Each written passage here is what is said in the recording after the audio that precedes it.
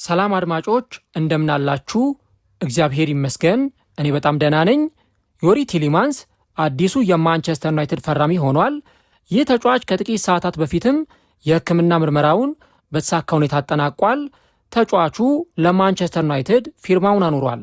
ዮሪ ቲሊማንስ ለማንቸስተር ዩናይትድ ምን ነገሮችን መጨመር ይችላል? ከዚህም በተጨማሪ በሚቀጥለው ዓመት በማንቸስተር ዩናይትድ የአማካይ ክፍል ውስጥ ይህ ተጫዋች ምን አይነት ብቃትን ሊያሳይ ይችላል? እነዚህን ጉዳዮች በዚህኛው ፕሮግራማችን ላይ የምንመለከታቸው ይሆናል ማለት ነው። እንግዲህ ማንቸስተር ዩናይትድ በዚህ የክረምት የተጫዋቾች የዝውውር መስኮት ፕራዮሪቲ ሰጥቶ የአማካይ ክፍሉን ለማጠናከር ከፍተኛ እንቅስቃሴዎችን እያደረገ ይገኛል። አንድሬ ሳንቶስን ከቼልሲ ያስፈርመዋል። አሁን ደግሞ የዮሪ ቲሊማንስን ዝውውር አጠናቀዋል። ከዚህም በተጨማሪ ደግሞ እነ ፋብሪዚዮ ሮማኖ እንደዘገቡት ከሆነ ከሁለቱ ተጫዋቾች በተጨማሪ አንድ ሌላ የአማካይ መስመር ተጫዋች ማንቸስተር ዩናይትድ ያስፈርማል ተብሎ ይጠበቃል። እንግዲህ ማይክል ካሪክ በሚቀጥለው ዓመት ባሉበት ትላልቅ ውድድሮችና ማንቸስተር ዩናይትድ ከሚጠበቅበትም ነገር አንጻር የአማካይ ክፍሉን እንደ አዲስ ለማዋቀር ነው ከፍተኛ ጥረት እያደረገ የሚገኘው። ካዜሜሮ ያለፉትን ጥቂት ዓመታት በማንቸስተር ዩናይትድ ጥሩ ግልጋሎትን ሲሰጥ የነበረ ተጫዋች ነው። አሁን ግን ካዜሜሮ የለም። ከዚህም በተጨማሪ ኡጋርቴም ጉዳት ላይ የሚገኝ ተጫዋች ነው። ማሰን ማውንትም ደግሞ የፊትነሱ ጉዳይ አጠያያቂ የሆነ ተጫዋች ነው። እናም በእነዚህ ጉዳዮች ምክንያት ማንቸስተር ዩናይትድ ወደ ገበያ ወጥቶ የአማካይ መስመር ተጫዋቾችን ለማስፈረም እንቅስቃሴዎችን እንዲያደርግ ተገዷል ማለት ነው። በእርግጥ ከዚህ በፊት በማንቸስተር ዩናይትድ ሾርት ሊስት ውስጥ የነበሩ ተጫዋቾች ሌሎች ነበሩ። ማንቸስተር ዩናይትድ ማቴዎስ ፈርናንዴዥን ማስፈረም ይፈልግ ነበር፣ ነገር ግን ዝውውሩ ሳይሳካ ቀርቷል። ከነሳንድሮ ቶናሊ ጋር ማንቸስተር ዩናይትድ ስሙ ተያይዞ ሲነሳ ነበር። እንደዚሁ ደግሞ ኤደርሰንን ከአታላንታ ለማስፈረም ማንቸስተር ዩናይትድ እስከ መጨረሻው ጥግ ድረስ መጥቶ ነበር።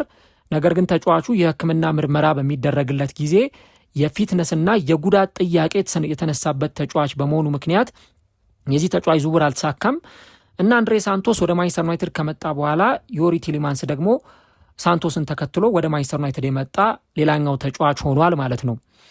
ምናልባት የማንቸስተር ዩናይትድ ደጋፊዎች የዚህ ክረምት የተጫዋቾች የዝውውር መስኮት ሲከፈት ዮሪ ቲሊማንስ ለክለባችን ይፈርማል የሚል ግምት እንደማይኖራቸው ግልጽ ነው። ነገር ግን ደግሞ ማንቸስተር ዩናይትድ የኤደርሰን ዝውውር እንደማይሳካ ከታወቀ በኋላ አሁን ዮሪ ቲሊማንስን በእጃቸው አስገብተውታል ማለት ነው። ተጫዋቹ በባለፉት ጥቂት ዓመታት ፕሪሚየር ሊግ ላይ ሲጫወት የተመለከትነው ተጫዋች ነው። በተለይም ከሌስተር ሲቲ ጋራ ተጫዋቹን ሲጫወት እናውቀዋለን። እንደውም በሌስተር ሲቲ ቤት እየተጫወተ በጣም ምርጥ ጊዜን ነበረ ያሳለፈው በአማካይ መስመር ላይ። ከዚህ በተጨማሪ ደግሞ ወደ አስቶን ቪላ እግር ኳስ ክለብ ተጫዋቹ ካቀና በኋላ ኡናይ ኤምሬ የአማካይ መስመራቸው ላይ አሉኝ ብለው ከሚተማመኑባቸው ምርጥ ተጫዋቾች መካከል አንዱ ዮሪ ቲሊማንስ እንደነበረ በደንብ ተመልክተናል። ኢቭን በዘንድሮ የዓለም ዋንጫ ውድድር ላይ ራሱ ቤልጅየም ምንም እንኳን ስብስቧ ያን ያክል አጥጋቢ የሚባል አልነበረም፣ ነገር ግን ደግሞ እስከ ሩብ ፍጻሜ ድረስ ስትጓዝ የዮሪ ቲሊማንስ ሚና እጅግ በጣም ከፍተኛ እንደነበረ ተመልክተናል ማለት ነው። ስለዚህ ማንቸስተር ዩናይትድ ያስፈረመው እንደው ዝም ብሎ ተጫዋች ሳይሆን አንድ በጣም ትልቅ ፕሮፋይል ያለው በዛ ላይ ደግሞ በፕሪሚየር ሊግ ሲጫወት ልምድም ያካበተና በጣም አስገራሚ ብቃትን ሜዳ ላይ ማሳየት የሚችልን ተጫዋች ነው ማንቸስተር ዩናይትድ ማስፈረም የቻለው ማለት ነው።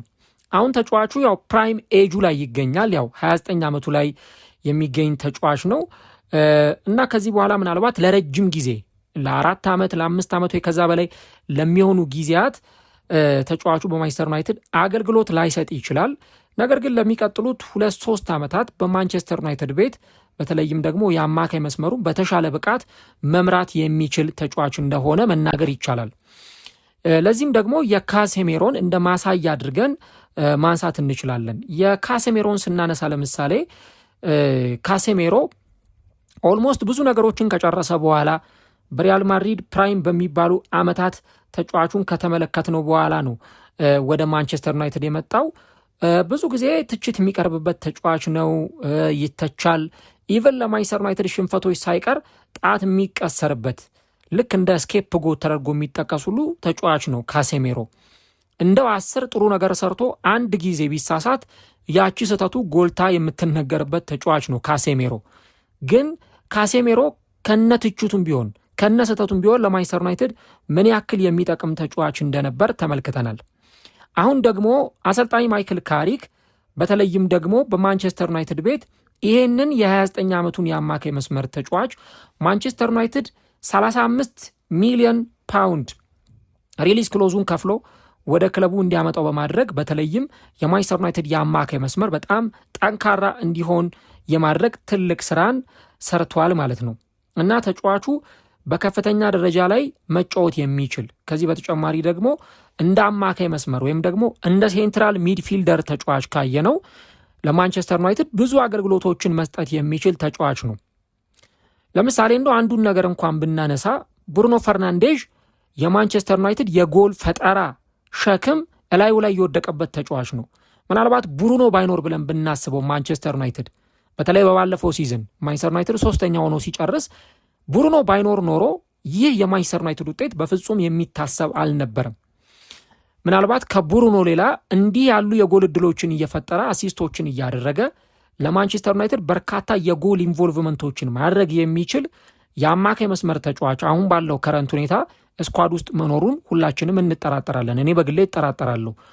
ምናልባት ማሰን ማውንት ምርጥ ተጫዋች ነው፣ ግን ጉዳት የሚያስቸግረው ተጫዋች ነው። ኮቢ ሜይኑ የበለጠ ከመከላከሉ ጋር ባለው መዋቅር መከላከሉን በደንብ ማገዝ የሚችል ተጫዋች ነው። ስለዚህ የቴሌማንስ መምጣት ደግሞ ሁለቱንም ያሟላ ተጫዋች እንዲሆን ያደርገዋል ማለት ነው። ተጫዋቹ ልክ እንደ ብሩኖ ፈርናንዴዥ ቦክስ ቱ ቦክስ መጫወት የሚችል ተጫዋች ነው። መሃል ሜዳውን በደንብ ኦርኬስትሬት እያደረገ መምራት የሚችል ተጫዋች ነው። ባለፉት ጥቂት ዓመታት ያንን በደንብ በሚገባ ተመልክተናል። ተጫዋቹ ለአንደርሌክት ለቤልጅየሙ ትልቅ ክለብ ተጫውቶ ያሳለፈ ተጫዋች ነው። እንደውም ከማንቸስተር ዩናይትድ ጋራ በዩሮፓ ሊግ በተቃራኒ ሁሉ ተጫውቶ ነበረና ማይክል ካሪክ የቡድኑ ካፕቴን ነበረ። እሱ ደግሞ ቴሌማንስ ደግሞ የአንደርሌክት ካፕቴን ሆኖ የአሁኑ አሰልጣኙን በተቃራኒ ገጥሞ እንደነበር ይታወሳል። ከዚህ በተጨማሪ በ2017 ደግሞ ተጫዋቹ የፋቢኒሆ የአማካይ መስመር ተጣማሪ ሆኖ በሞናኮም ጭምር ተጫዋቹን ተመልክተነዋል ማለት ነው። በእርግጥ ማንቸስተር ዩናይትድ በ2019 ይህንን ተጫዋች ለማስፈረም ከፍተኛ ፍላጎት አሳድሮ ነበር።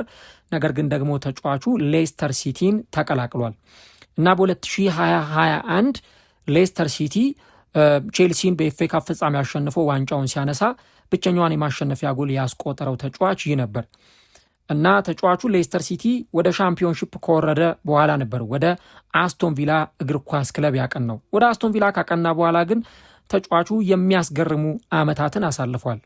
አስቶን ቪላ ወደ ቻምፒየንስ ሊግ እግር ኳስ እንዲመለስ፣ ቶፕ 4 ላይ ተፎካካሪ እንዲሆን፣ አስቶን ቪላ ደግሞ የዩሮፓ ሊግ ዋንጫን እንዲያሸንፍ ትልቅ አስተዋጽኦን ያበረከተ ተጫዋች ነው ቴሌማንስ። ተጫዋቹ በአጠቃላይ በክለብ እና ደግሞ በብሔራዊ ቡድን ቆይታው ከተመለከት ነው በክለብ በርካታ ጨዋታዎችን አድርጓል። ወደ 668 ጨዋታዎች ለብሔራዊ ቡድን ያደረጋቸው 90 ጨዋታዎችንም እንጨምራለን እና ተጫዋቹ ከሚገባው በላይ በጣም ልምድ ያለው ተጫዋች ነው። በተለይም ደግሞ በክለብ እግር ኳስ ያለፉትን ዓመታት በርካታ ጨዋታዎችን ያደረገ ተጫዋች ነው። ሊዮኔል ሜሲ 701 ጨዋታዎች፣ ክርስቲያኖ ሮናልዶ 720 ጨዋታዎችን በተለይም ደግሞ ለክለባቸውና ለሀገራቸው አድርገዋል። 30 ዓመታቸው ሳይሞላ በፊት ወይም 30ኛ ዓመት የልደት በዓላቸውን ከማክበራቸው በፊት ሜሲ 701 ክርስቲያኖ ሮናልዶ 720 ጨዋታዎችን አድርገዋል እና አሁን ደግሞ ይህ ተጫዋች 30 ዓመት ሳይሞላው 668 ጨዋታዎችን ማድረግ የቻለ ተጫዋች ነው እና ይሄ ዓመት ሙሉ ለሚደረግ አድካሚ የውድድር ዓመቱ ሙሉ ለሚደረግ በጣም አልፊ ለሆነው ሲዝን የሚሆን አይነት የሚመች አይነት ያንን ጫና በደንብ መቋቋም የሚችል ተጫዋች ነው ማለት ነው። በእርግጥ ተጫዋቹ በባለፈው ዓመት 21 ጨዋታዎች በአስቶን ቪላ መለያን ሳያከናውን ቀርቷል። ወይም 21 ጨዋታዎች አምልጠውት ነበረ። በቁርጭምጭሚትና በታፋ ጉዳት ምክንያት ያመለጡት ጨዋታዎች ነበሩ። ስፔሻሊ በ2024-25 የውድድር ዘመን 53 ጨዋታዎችን ነበረ ተጫዋቹ ያደረገው። ለቤልጅየም ያደረጋቸውን ጨዋታዎች ደግሞ ከጨመርን 62 ጨዋታዎችን ተጫዋቹ አድርጎ ነበር እና ተጫዋቹ በርካታ ጨዋታዎችን የማድረግ ቴንደንሲው እጅግ በጣም ከፍተኛ ነው። በሌስተር ሲቲ በ2018-19 13 ጨዋታዎች፣ በ2019-20 37፣ በ2020-21 38፣ በ2021-22 32፣ በ2022-23 31 ጨዋታዎችን ለሌስተር ሲቲ አድርጓል። በእነዚህ ተከታታይ 5 የውድድር ዓመታት እንደውም በ2020-21 የውድድር ዘመን 98.2% የሚሆኑ የሌስተር ሲቲ ጨዋታዎች ላይ ተጫዋቹ ተሰልፈው ተጫውቷል። ከዛ በአስተን ቪላ በ2023-24 32 እንደዚሁ ደግሞ በ2024-25 36 በባለፈው ደግሞ በ2025-26 የውድድር ዘመን 25 ጨዋታዎችን ተጫዋቹ አድርጓል።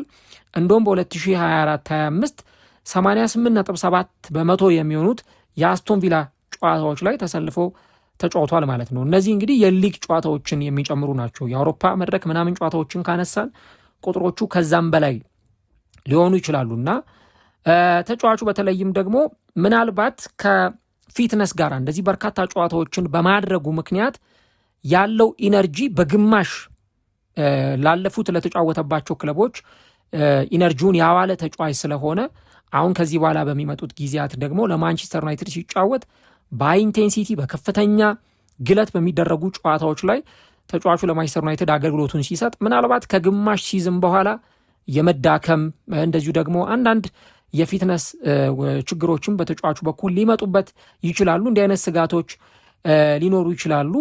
ነገር ግን ደግሞ በተለይም በማንቸስተር ዩናይትድ የአማካይ መስመር ውስጥ ተጫዋቹ ብዙ መጨመር የሚችላቸው ነገሮች አሉ። ተጫዋቹ አንደኛ ይሄ በጣም አትሌቲክ የምትሉት አይነት ተጫዋች ነው። በቃ ታታሪ ነው።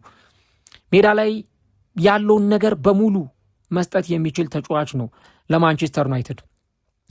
እንደውም በፕሪሚየር ሊጉ ካሉ የአማካይ መስመር ተጫዋቾች መካከል ማጥቃቱን በደንብ ማገዝ ከሚችሉ የአማካይ መስመር ተጫዋቾች መካከል እንደ አንዱ ተደርጎ ይወሰዳል። በባለፉት 2 የውድድር ዓመታት የአስቶን ቪላ የአማካይ መስመር እጅግ በጣም ጠንካራ ሲሆን እንደነ አማዱ ኦናና፣ ቡባካር ካማራ ካሉ ተጫዋቾች ጋር አስደናቂ ጥምረትን ያደረገ ተጫዋች ነበር እና ተጫዋቹ ይሄ በጣም አትሌቲክ የሚባል በጣም ፈጣን የሆነ ኳሶችን ማደራጀት የሚችል ለማጥቃት ጨዋታዎች በጣም የተመቸ ፍጹም ቅጣት ምት ግብ ክልል ውስጥ በሚያስደንቅ ታይሚንግ ጊዜውን በጠበቀ ሁኔታ ሳጥን ውስጥ መገኘት የሚችልና የግብ ዕድሎች ሲፈጠሩ ደግሞ እነዛን የግብ ዕድሎች በደንብ ወደ ጎልነት መቀየር የሚችል ተጫዋች ነው። ከሳጥን ውጪ ኳሶችን በደንብ አክርሮ መምታት ይችላል። ከዚህ በተጨማሪ የግብ ዕድሎችን መፍጠር ይችላል። በሴት ፒስ ረገድ ተጫዋቹ ለሚጫወትበት ክለብ ትልቅ አገልግሎት መስጠት የሚችል ተጫዋች ነው እና ቲሊማንስ እኔ በተለይ በሌስተር ሲቲ የተጫወተባቸውን ዓመታት በጣም ድንቅ ዓመታት ነበሩ ብዬ እነዛን ዓመታት አስታውሳቸዋለሁ።